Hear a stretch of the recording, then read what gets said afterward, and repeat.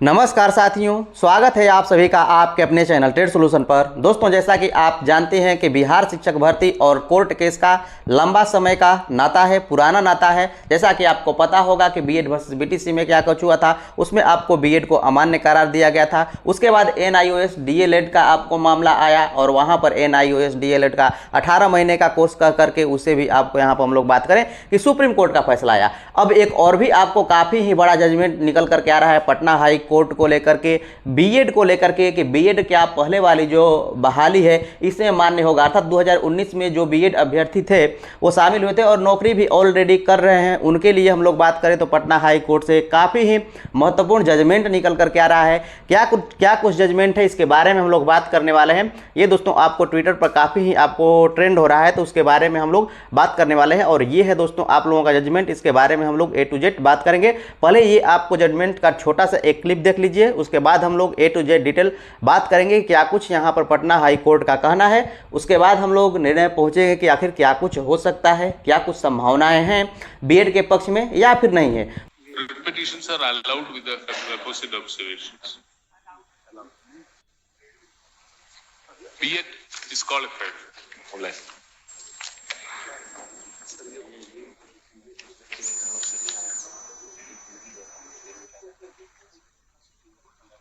देवेश शर्मा जी।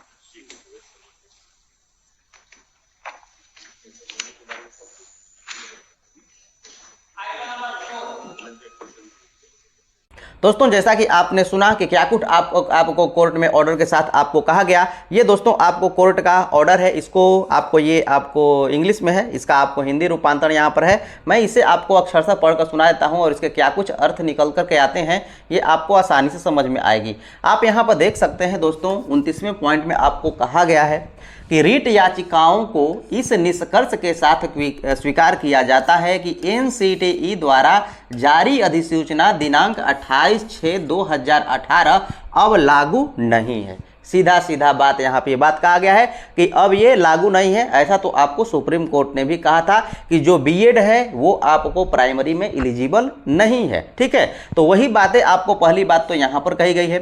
साथ साथ आगे इसमें कहा गया है कि और बीएड उम्मीदवारों को प्राथमिक विद्यालय के शिक्षकों के रूप में नियुक्ति के लिए पात्र नहीं माना जा सकता। यही बात सुप्रीम कोर्ट ने आपको कहा था।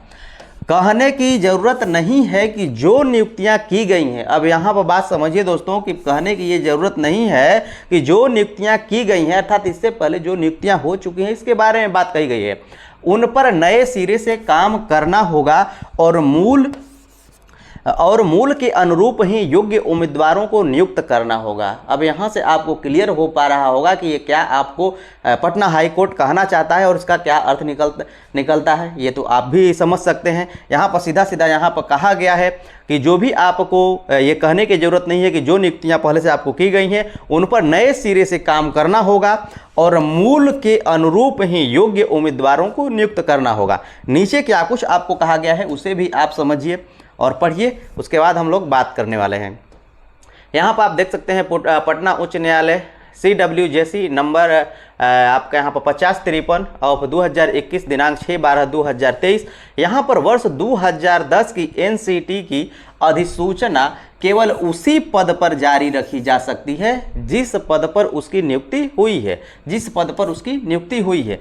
राज्य यह भी निर्णय लेगा कि क्या इस तरह के आपको पुनर्कार्य पर रिक्त होने वाले पदों को प्राथमिक विद्यालय में शिक्षकों के रूप में नियुक्ति के लिए पात्र उम्मीदवारों से राज्य के पास उपलब्ध मेरिट सूची से भरा जाएगा।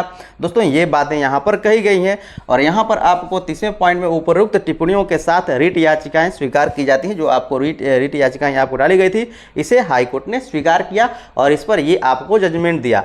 तो जो पुराने वाली रिक्ति है इस पर भी इसका असर आपको पड़ने वाला है। तो ऐसे ही कैसे आप इसे छोड़ सकते हैं।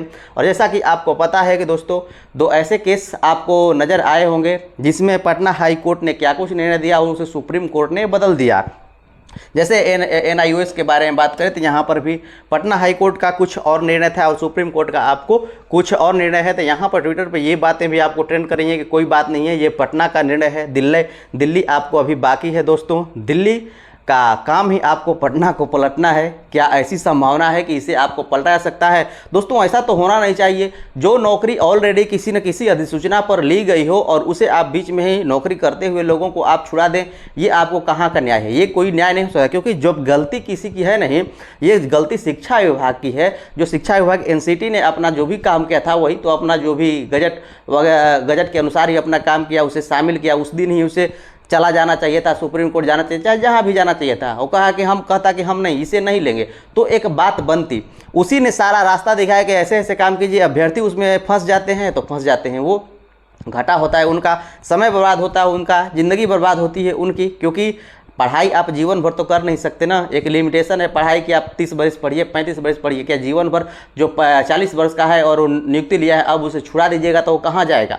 ऐसी ही समस्याएं आपको है। साथ साथ NIOS DLED के मामले में ऐसे ही कुछ आपको समस्याएं हैं। यहाँ पर हम लोग बात करें BPSC का और शिक्षा विभाग के ACS के पाठक जी का कहना है कि NIOS DLED को कोई खतरा नहीं है। अभी इस पर भी आपको पटना का हाई कोर्ट का इस पर भी अपडेट आने वाला है। क्या कुछ अपडेट आएगा ये आपको आगे देखने की बात रहेगी। और जिस प्रकार से मुझे लगता है कि B.Ed को बाहर किया गया है, वैसे ही आपको जो नियुक्त हो चुके हैं 19 में या फिर 20 में हम लोग बात करें, या फिर हम लोग इस समय जो BPSC TRE-1 के बारे में बात करें, इसमें उन सब पर एक खतरा मंडरा रहा है। ठीक है, ये जो आपको हम लोग बात करें तो क्या कुछ है वहाँ पर, तो कुछ बातें क्लियर कही गई हैं, लेकिन उसका मतलब कि पूरी अच्छी तरह से सामंजस्य स्थापित नहीं हो पा रहा है और क्लियर जो जजमेंट है वो नहीं समझ में आ पा रहा है कि आखिर होगा क्या। और उसी के तहत जैसा कि वहाँ पर आपको देखने को मिला, और ये सभी के सभी आपको जो समस्याएं हैं ये आपको 1 to 5 में काफ़ी ही लंबे समय का, यहाँ पर हम लोग बात करें कि कोर्ट केस का, ये सभी के सभी कोई भी बहाली यदि होती है बिहार में तो वो निश्चित रूप से कोर्ट केस में उलझी जाती है, और ये बहाली भी अब आपको उलझ ही जाने वाली है और काफ़ी ही मुश्किल होने वाला है। ये B.Ed वाले तो आपको बाहर हो ही गए, साथ साथ NIOS DLED वालों के भी आपको यहाँ पर खैर नहीं है, उनको भी काफ़ी ही यहाँ पर मुश्किलों का सामना करना पड़ेगा। सिलेक्ट होने के बाद भी घर वापसी का यहाँ पर हम लोग बात करें सामना करना संभव है। क्या कुछ होगा वो तो आगे बाद की बात है, देखा जाएगा जो भी होगा, लेकिन ये अच्छी बात नहीं है, ये अच्छी नीति नहीं है। चलिए मिलते हैं नेक्स्ट सेशन में। आज अभी के लिए इतना ही। देखने के लिए धन्यवाद।